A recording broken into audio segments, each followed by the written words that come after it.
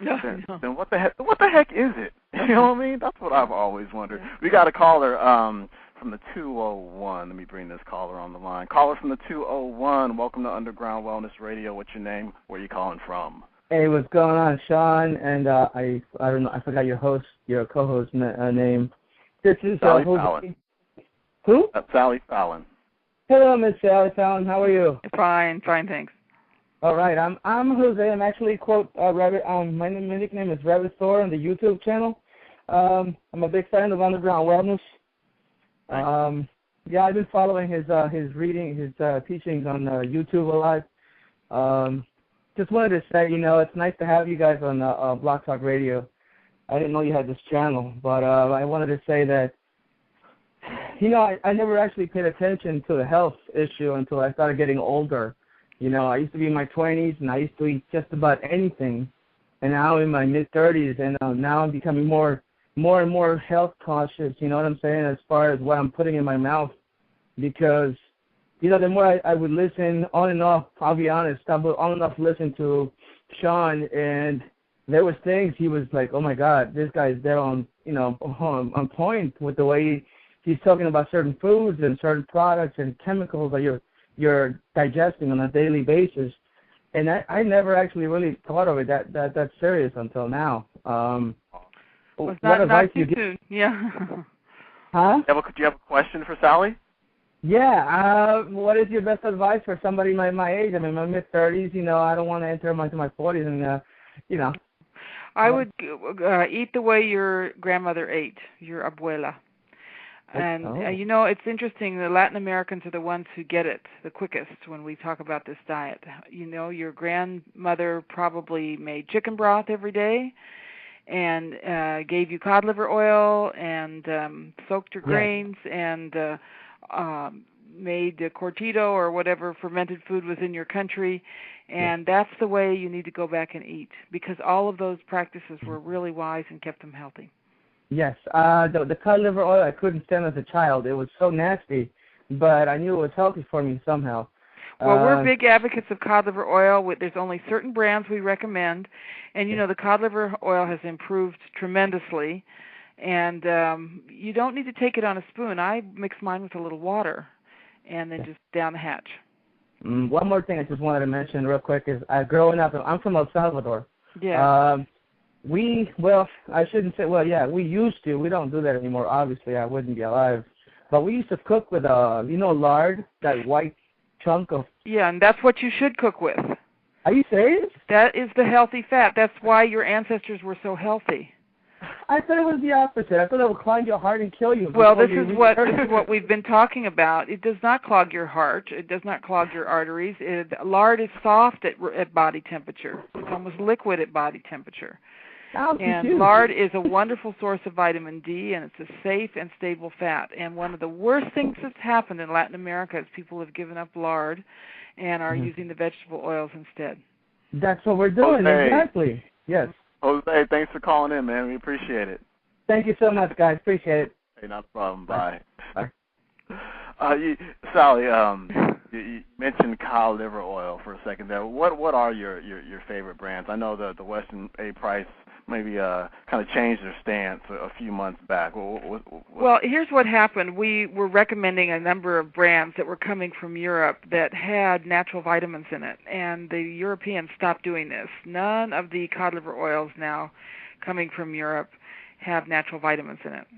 They clean them up. They filter them in such a way to take all the vitamins out, and then they put synthetics back in. Fortunately, we have someone in the States who is now producing a low-temperature cod liver oil that has all the natural vitamins in it. It's actually fermented, and this is the way cod liver oil used to be made.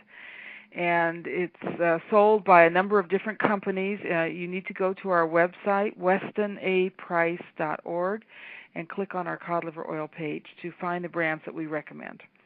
Okay. But the important thing for cod liver oil is that it have a nice, healthy dose of vitamin A and vitamin D, and in the right ratio, because you need vitamin A to use vitamin D and vice versa. So you need to have both of those vitamins in the cod liver oil. Is this going to include a particular brand that comes out of Norway? No, there's none that we recommend from Norway anymore. Okay, all right, good deal. I don't want to put the name out there. Yeah. Got to tell my clients to change up a little bit. Cool, thanks for clearing that up. We got another caller from the 954. Caller from the 954, you there? Hello? Going once? Call from 954. I thought I heard you. Okay, try back again.